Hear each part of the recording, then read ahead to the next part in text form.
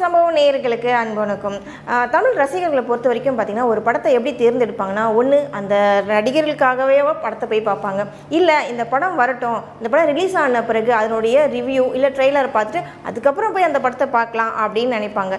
ஆனால் வந்த படத்தில் இப்போது 2024 நிறைய டைரெக்டாகவே தமிழ் திரைப்படங்கள் ரிலீஸ் ஆகிட்டே தான் இருக்குது. அதில் வந்த படத்தில் சூப்பர் டூப்பர் ஹிட்டு அப்படின்னு சொல்கிறத விட பிளாக் பஸ்டர் ஹிட்டுன்னு சொல்லலாம். இந்த படத்தோட ப்ரொமோ பார்க்கும்போதே வந்துட்டு நல்லா இருக்கும் போலப்பா, ரொம்ப யதார்த்தமான ஒரு கதைக்களமாக இருக்கே அப்படின்ட்டு போய் பார்க்கக்கூடிய படம் தான் தாய்க்கிழவி. இதில் நடிகை ராதிகா நடிச்சிருக்காங்க. அவங்களோட நடிப்புனாலே வேறு லெவலில் இருக்கும். நம்ம வந்துட்டு பல வருஷங்களாக அவங்க நடித்த படங்கள்லாம் பார்த்துட்டு தான் வரும். அதில் இந்த படம் வந்து பார்த்திங்கன்னா ஒரு ரொம்ப ரொம்ப ரொம்ப டிஃப்ரெண்ட்டான கேரக்டரில் அவங்க நடிச்சிருக்காங்க.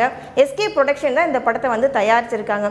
எஸ்கேயோட ப்ரொடக்ஷன் தான் நிறைய படங்கள் இருக்குது. அதுலேயும் பார்த்தீங்கன்னா பர்டிகுலராக செலக்ட் பண்ணி தான் இந்த மாதிரி ஸ்டோரிஸ்லாம் எடுப்பாங்க.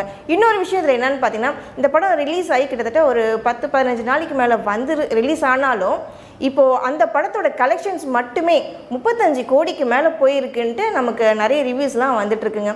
கலெக்ஷன் வைஸ்லையும் பார்த்தீங்கன்னா இந்த படம் வந்து சூப்பர் டூப்பர் ஹிட்டில் தான் இருந்துகிட்ருக்கு. இதில் இந்த படத்தோட கதைக்களம் என்னென்னு பார்த்தீங்கன்னா, பெண்களுக்கு குறிப்பாக ஹவுஸ் ஒய்ஃபாக இருந்தாலும் சரி, ஒர்க்கிங் உமனாக இருந்தாலும் அவங்களுக்கு சொல்லக்கூடிய ஒரு மெசேஜாக தான் இந்த படத்தை வந்து கன்வே பண்ணியிருக்காங்க. இன்னொரு விஷயம் என்னென்னு பார்த்தீங்கன்னா, அதாவது வயசானவங்க நம்ம வீட்டில் இருப்பாங்க, ஒரு அப்பாவாக இருக்கலாம், அம்மாவாக இருக்கலாம், யாருமே வந்துட்டு தன்னுடைய மகனையோ மகளையோ சார்ந்து இருக்கக்கூடாது. நமக்குன்னு ஒரு பேக்ரவுண்டு இருந்தால் தான் லைஃப்பில் வந்துட்டு யாரையும் எதிர்பார்க்காம வாழ முடியுன்ற மாதிரி ஒரு கதையை வந்துட்டு ரொம்ப அழகாக சொல்லியிருப்பாங்க இந்த படத்தில் தாய்க்கிழவியில். அதுவும் முக்கியமாக இந்த படத்தோட கிளைமேக்ஸில் ராதிகா மேடம் சொல்கிற ஒரு பெரிய விஷயம், அதாவது அது டைலாக்னு எடுத்துக்கலாம், இல்லை மோட்டிவேஷனாக பெண்களுக்காக சொல்லியிருக்காங்கன்னு சொல்லலாம், இல்லைனா இப்படி கூட நம்ம எடுத்துக்கலாம். அதாவது பெரியாரிஸ்ட்னு சொல்லிட்டு இருக்கோம். பெரியார் என்ன சொல்கிறார், பெண்கள் வந்து தைரியமாக இருக்கணும், எதுவாக இருந்தாலும் நீங்கள் உங்கள் சொந்த காலில் நிற்கணுன்ற மாதிரி தான் அவர் சொல்லியிருப்பார். ஸோ அந்த மாதிரி தான் இந்த படத்துலையும் வந்துட்டு ஃபைனலாக கிளைமேக்ஸில் வந்து பெண்களுக்கு நீங்கள் எந்த ஒரு விஷயமா இருந்தாலும் ஆண்களையே டிபெண்ட் பண்ணி இல்லாமல் உங்களுடைய சொந்த காலில் நில்லுங்க அப்படிங்கிற மாதிரி இந்த படத்தில் சொல்லியிருப்பாங்க. இன்னொரு விஷயம் என்னென்னு பார்த்தீங்கன்னா, இப்போது நம்ம நிறைய ஹோட்டலில் போய் சாப்பிடுவோம். ஒவ்வொரு ஹோட்டல்லையும் ஒவ்வொரு விதமான டேஸ்ட்டில் வந்துட்டு உணவு இருக்கும்.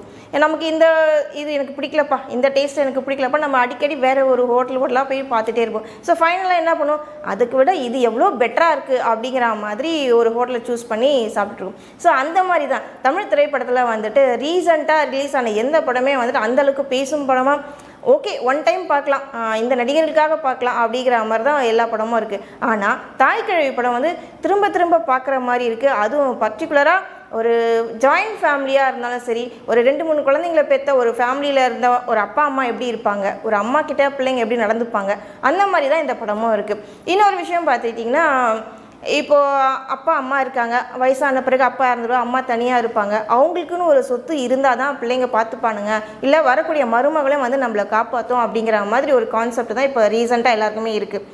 மருமக கையில் நான் வாங்கி சாப்பிடணுமா, எனக்குன்னு சொத்து இருக்குது, நான் இண்டிபெண்ட்டாக இருந்துட்டு நான் என் வாழ்க்கையை பார்த்துட்டு போகிறேன் அப்படின்னு நினைக்கிற மாதிரி ஒரு நல்ல கேரக்டர் தான் ராதிகா மேடம் பண்ணியிருப்பாங்க.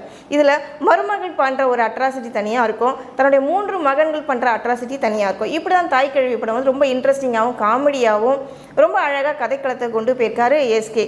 ஸோ தொடர்ந்து நிறைய படங்கள் வந்துட்டு இந்த மாதிரி சமூகத்துக்கு ஒரு அவேர்னஸ் கொடுக்குற மாதிரியும் பெண்களுக்கு மோட்டிவேட் பண்ணுற மாதிரியும் இந்த மாதிரி நிறைய படங்கள் எடுக்கணுன்றது தான் எங்களை மாதிரி இருக்கிறவங்களுடைய ஆசையாகவும் இருக்குது, ஆவலாகவும் இருக்குது. இந்த வருஷம் வெளியான படங்கள்லேயே இன்று வரை தாய்க்கிழவி படம் மட்டும்தான் பிளாக் பஸ்டர் படம்னே சொல்லலாம். அந்த அளவுக்கு வந்துட்டு செம்ம ஹிட்டு கொடுத்துருக்கு தாய்க்கிழவி படம். இல்லை நிறைய பேர் வந்துட்டு என்ன பண்ணுவாங்க, நான் தேட்டரில் போய் உடனே பார்க்க மாட்டேன், பல விமர்சனங்கள் வரட்டும், ரிவ்யூஸ்லாம் வரட்டும், அதுக்கப்புறம் நான் தேட்டரில் போய் பார்க்குறேன்னு சொல்லிட்டு நிறைய ரசிகர்கள்லாம் இருக்காங்க.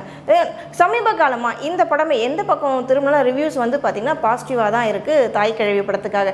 ஸோ நீங்களும் மறக்காமல் தேட்டரில் போய் பாருங்கள். இந்த படத்தில் சொல்லக்கூடிய சில கருத்துக்களை உங்களுக்கும் உங்களுடைய லைஃப் ஸ்டைலுக்கு எடுத்துக்கோங்க. நான் அடுத்த அப்டேஷனோடு உங்களோட சந்திக்கிறேன். நன்றி, வணக்கம்.